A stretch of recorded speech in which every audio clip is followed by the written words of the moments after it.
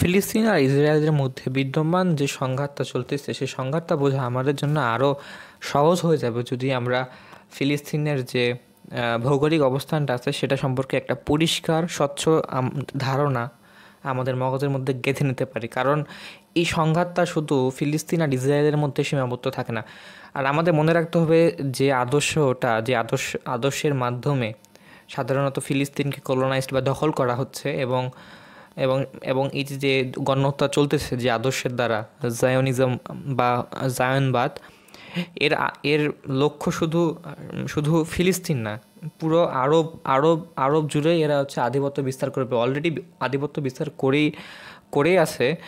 শুধু আধিপত্য বিস্তার করে এরা ক্ষান্ত হবে না, এরা হচ্ছে আশেপাশে জর্ডান সহ আরও যে অঞ্চলগুলো রয়েছে সবগুলোই দখল করে ছাড়বে। তো আমাদের যে কিছু বিষয় জানা খুব জরুরি, বিশেষ করে কয়েকটা দেশ সম্পর্কে জানা জরুরি, যেমন যেমন হচ্ছে ইয়েমেন, তারপরে হচ্ছে লেবানন, তারপরে মিশর, সৌদি আরব, এরকম যে যে দেশগুলো রয়েছে ফিলিস্তিনের আশেপাশে, এই দেশগুলো সম্পর্কে একটা ধারণা রাখতে হবে। কারণ প্রায় আমরা দেখি যে এই দেশগুলোতে থাকা যে সশস্ত্র সংগঠন বা গোষ্ঠী রয়েছে সেই গোষ্ঠীগুলো প্রায় ইসরায়েলের সাথে সংঘাতে বা সংঘর্ষে জড়িয়ে পড়ে। তো আমরা এখন গাজার যে ভৌগোলিক অবস্থান সেটা দেখে নেব।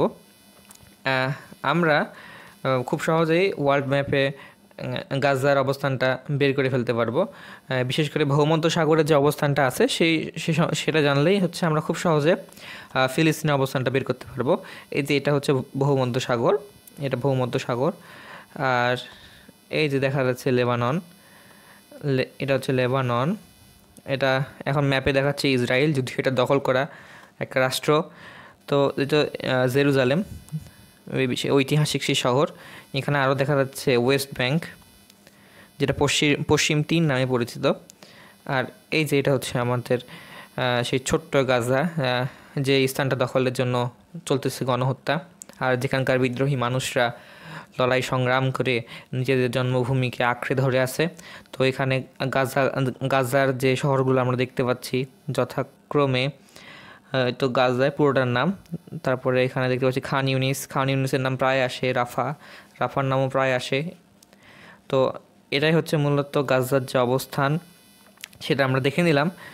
এখন এর আশেপাশে থাকা কিছু দেশ, যেমন এই যে ফিলিস্তিনের একদম উত্তর দিকে রাষ্ট্র রয়েছে, সেটা হচ্ছে লেবানন। আর লেবাননের একটা সশস্ত্র গোষ্ঠী আছে, সেই সশস্ত্র গোষ্ঠীটার নাম হচ্ছে হিজবুল্লাহ। এই হিজবুল্লাহ হচ্ছে ইসরায়েলের সাথে প্রায় সংঘাতে জড়িয়ে পড়ে। হিজবুল্লাহ হচ্ছে লেবানন ভিত্তিক একটা সশস্ত্র শিয়াপন্থী সংগঠন। এটা নিয়ে বিস্তারিত আলোচনা হবে। এছাড়াও আরেকটা দেশ রয়েছে, যেই দেশের একটা সশস্ত্র গোষ্ঠী রয়েছে যারা প্রায় ইসরায়েলের বিরুদ্ধে সংঘাতে জড়িয়ে পড়ে। এই গোষ্ঠীটাকে মিডিয়াতে বলা হয়, মানে মিডিয়ার ভাষায় বলা হয় হচ্ছে হুতি। তো হুতি না ঠিক, এদের আন্দোলনটার নাম হচ্ছে আনসার আল্লাহ। মূলত এই আন্দোলনের নেতার নাম অনুসারে মিডিয়াতে হচ্ছে এই আন্দোলনকে হুতি হিসেবে সম্বোধন করা হয়, কিন্তু আসলে এই আন্দোলনের পুরো নাম হচ্ছে আনসার আল্লাহ। আর এটা হচ্ছে একটা শিয়াপন্থী একটা সংগঠন। তো যাই হোক, এরা প্রায় সমুদ্রপথে ইসরায়েলের যে যে অস্ত্রগুলো বহন করে নিয়ে যাওয়া হয় সেই জাহাজগুলোতে হচ্ছে তারা প্রায় হামলা চালায়।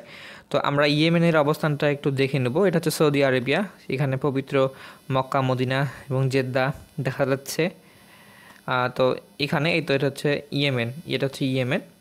এই পথে যে অস্ত্রবাহী ইসরায়েলের যে জাহাজগুলো যায় সেগুলোর উপরই হচ্ছে আমার এই সশস্ত্র সংগঠন হুতি আক্রমণ চালায়।